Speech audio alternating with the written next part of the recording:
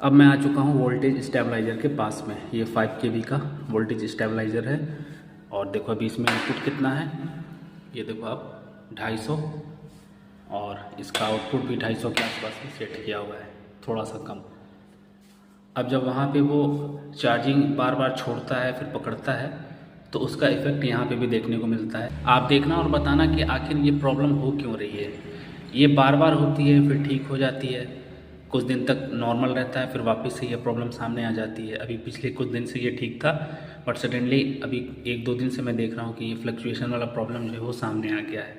बार बार charging छोड़ना फिर charging को पकड़ना, इन्वर्टर में ही ये मुझे दिखता है। अब ये इन्वर्टर की वजह से हो रहा है या फिर पावर सप्लाई का ही कुछ इश्यू है कि बार बार वोल्टेज कम या ज़्यादा हो रहा है, उसकी वजह से ऐसा हो रहा है, ये समझ में नहीं आ रहा है। अभी आप देखो बिल्कुल कांस्टेंट है, ये देखो।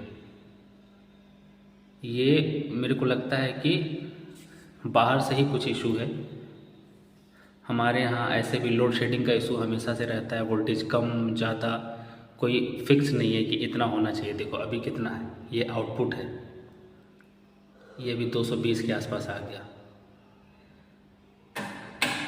ये देखो ये फिर 250। ये ऐसा इसलिए हो रहा है क्योंकि मैंने स्टेबलाइज़र को 250 पे ऑटो कट करके रखा हुआ है, तो ये 250 से ऊपर जाने नहीं दे रहा है। तो मुझे ऐसा लग रहा है कि वोल्टेज जैसे ही बढ़ रहा है 250 से ऊपर ये जा रहा है तो वापस ये ऑटो कट हो जा रहा है। तो इस वजह से आई थिंक मुझे लगता है कि इन्वर्टर जो बार बार है वो चार्ज छोड़ रहा है फिर पकड़ रहा है, कुछ इस तरह से हो रहा है करंट की वजह से। क्योंकि करंट जो है वो प्रॉपर स्टेबलाइज़र को मिल नहीं रहा, बाहर से जो पावर सप्लाई आ रही है वो कांस्टेंट नहीं है, कभी अप कभी डाउन फ्लक्चुएट हो रही है। इसलिए मुझे ऐसा लगता है कि ये प्रॉब्लम क्रिएट हो रही है। अभी आप देखो अभी बिल्कुल कांस्टेंट है लेकिन धीरे धीरे ये बढ़ेगा, 250 तक जाएगा और उसके बाद फिर वापस से डाउन हो जाएगा। अभी देखो ये कभी कम हो रहा है कभी ज़्यादा हो रहा है, देखो आप। तो ये क्यों हो रहा है, इन्वर्टर की वजह से हो रहा है या फिर जो पावर सप्लाई आ रही है वहीं से ये इशू है, आप बताना गाइस।